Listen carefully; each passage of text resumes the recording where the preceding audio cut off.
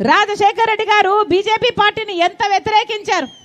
ఒక్కసారైనా బీజేపీని మెచ్చుకున్నారా రాజశేఖర రెడ్డి గారు? గోత్రా విషయంలో రాజశేఖర రెడ్డి గారు బీజేపీ పార్టీని దులిపి ఉతికి ఆరేశారు. ఎందుకంటే బీజేపీ పార్టీ ఒక మతతత్వ పార్టీ కాబట్టి. బీజేపీ పార్టీకి తెలిసిన రాజకీయం మతం పేరుతో చిచ్చు పెట్టాలి, ఆ మంటలో చలి కాచుకోవాలి. ఇదే బీజేపీ పార్టీకి తెలిసిన రాజకీయం. బీజేపీ పార్టీకి తెలిసిన రాజకీయం ఒక మతాన్ని అవమానించాలి, ఇంకో మతాన్ని రెచ్చగొట్టాలి. ఇదే బీజేపీ పార్టీకి తెలిసిన రాజకీయం.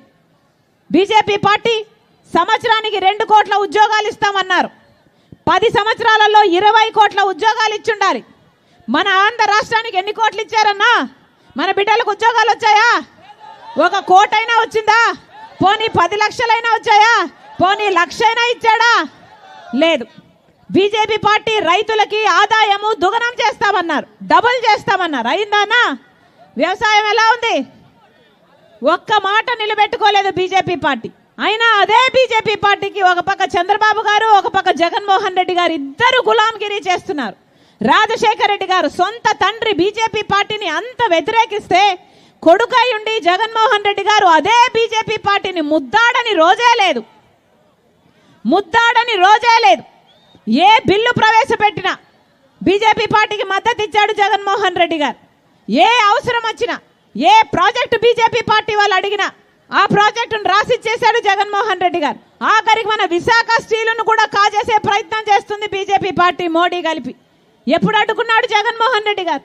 ఆఖరికి మణిపూర్లో అంత ఘోరంగా క్రైస్తవుల ఊచకోత జరుగుతుంటే అక్కడ కూడా అడ్డుకోలేదు జగన్మోహన్ రెడ్డి గారు. మరి రాజశేఖర రెడ్డి గారి కొడుకై ఉండి రాజశేఖర రెడ్డి గారి ఆశయాలను నిలబెట్టిన వాడు జగన్మోహన్ రెడ్డి గారు ఎలా అవుతాడన్నా ఆలోచన చేయండి.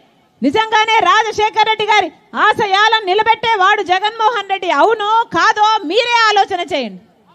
రాజశేఖర రెడ్డి గారు రైతును ఎక్కడ పెట్టుకున్నాడన్నా? రైతును ఎక్కడ పెట్టుకున్నాడు రాజశేఖర రెడ్డి గారు? నెత్తి మీద పెట్టుకున్నాడు. వ్యవసాయం పండుగ అయింది రాజశేఖర రెడ్డి గారు ముఖ్యమంత్రిగా ఉన్నప్పుడు. మద్దతు ధర ఇచ్చాడు, రుణమాఫీ చేశాడు, ఇన్పుట్ సబ్సిడీ, ఎరువుల మీద సబ్సిడీ, విత్తనాల మీద సబ్సిడీ, డ్రిప్ మీద సబ్సిడీ, పంట నష్టపోతే పంట నష్టపరిహారం, యంత్రాల మీద సబ్సిడీ, అన్ని చేశాడు కదా రాజశేఖర రెడ్డి గారు రైతుల కోసం. జలయజ్ఞం చేశాడు, ఎంత అద్భుతంగా చూసుకున్నాడు రైతుల్ని. మరి అదే తండ్రికి కొడుకై ఉండి జగన్మోహన్ రెడ్డి గారు ఏం చేశారు? మద్దతు ధర ఉందా అన్నా? కనీసం డ్రిప్ వేసుకుందామంటే డ్రిప్ మీద సబ్సిడీ ఉందా? ఇప్పుడు యంత్రాల మీద సబ్సిడీ ఉందా? పంట నష్టపోతే కనీసం పంట నష్టపరిహారం ఉందా? రైతన్న వాడికి గౌరవం ఉందా? పండించిన పంటకు విలువ ఉందా? రైతులు మొత్తం అప్పుల పాలు కాలేదా? అప్పుల పాలై ఆత్మహత్యలు చేసుకుంటున్నా ఈరోజు పట్టించుకోవడం లేదు జగన్మోహన్ రెడ్డి గారు.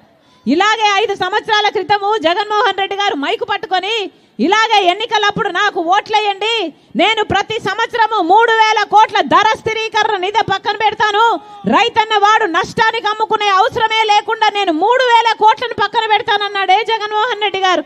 మరి ఒక్క సంవత్సరమైనా జగన్మోహన్ రెడ్డి గారు 3,000 కోట్లు రైతుల కోసం పక్కన